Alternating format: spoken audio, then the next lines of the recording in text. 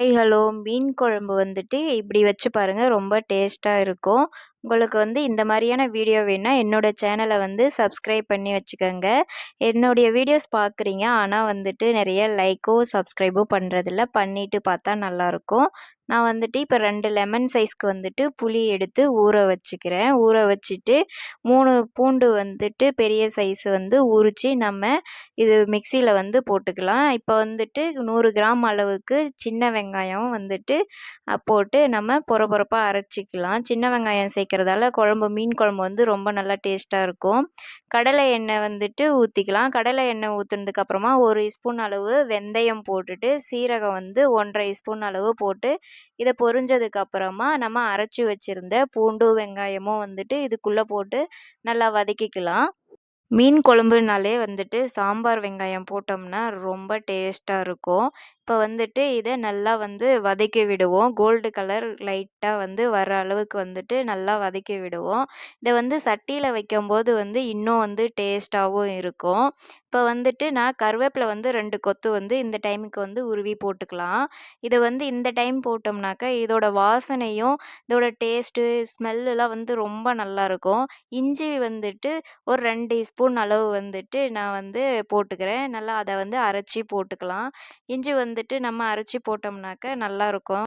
இத வந்து நல்லா இப்ப வந்துட்டு வதக்கி விடுவோம். வதக்கி விட்டதுக்கு அப்புறமா வந்து 4 தக்காளி வந்துட்டு நான் அரைச்சி வச்சிருக்கேன். அதைய வந்து சேர்த்துக்கலாம். சேர்த்துக்கிட்டு இத வந்து எண்ணெயிலே வந்து நல்லா வதக்கிடுவோம். வதக்குனதுக்கு அப்புறமா வந்துட்டு கொஞ்சமா வந்துட்டு மஞ்சத்தூளும், உப்பும் தேவையான அளவு வந்து போட்டுக்கலாம். 1 ஸ்பூன் வந்து தனி மிளகாய் தூள் போட்டுக்கிட்டு, தனியாத்தூள் வந்துட்டு 1 ஸ்பூன் போட்டுக்கிட்டேன். குழம்பு மிளகாத்தூள் வந்து உங்க காரத்துக்கு ஏத்த மாதிரி வந்துட்டு நீங்க போட்டுக்கலாம். போட்டுட்டு இத வந்துட்டு நல்லா வந்து எண்ணெயிலே வந்து கொஞ்ச நேரம் வந்து வதக்கணும். நல்லா எண்ணெயில வதக்குனோம்னா தான் வந்துட்டு இதுக்கு வந்து நல்லா வந்து இந்த பச்சை ஸ்மெல்லாம் போய் நல்லா டேஸ்ட்டும் குடுக்கும். பாருங்க எண்ணெயிலே வந்து நல்லா வதக்கி விட்டாச்சு. விட்டதுக்கப்புறமா கரைச்சி வச்சிருந்த புளிய வந்து நம்ம மறுபடியும் ஒரு டைம் வந்து கையில வந்து வடிச்சு அந்த சக்கையெல்லாம் வந்துட்டு எடுத்துக்கலாம். கொஞ்சம் கொஞ்சம் வந்து நின்றுருக்கும். அதெல்லாம் வந்துட்டு மறுபடியும் நம்ம கை வச்சு வடிச்சோம்னாக்க, இந்த சக்கையெல்லாம் வந்துட்டு எடுத்துறலாம். எடுத்துட்டோம்னா அந்த குழம்புக்குள்ள போடும்போது வந்து சக்கை இல்லாம நல்லாயிருக்கும்.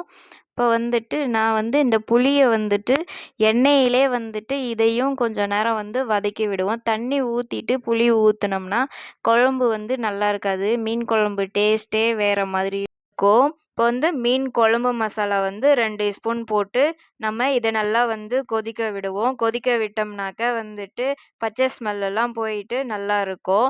மீன் குழம்பு வந்துட்டு இந்த திக்னஸ் அளவுல வந்துட்டு நீங்க வைங்க. ரொம்ப நல்லாவே இருக்கும்.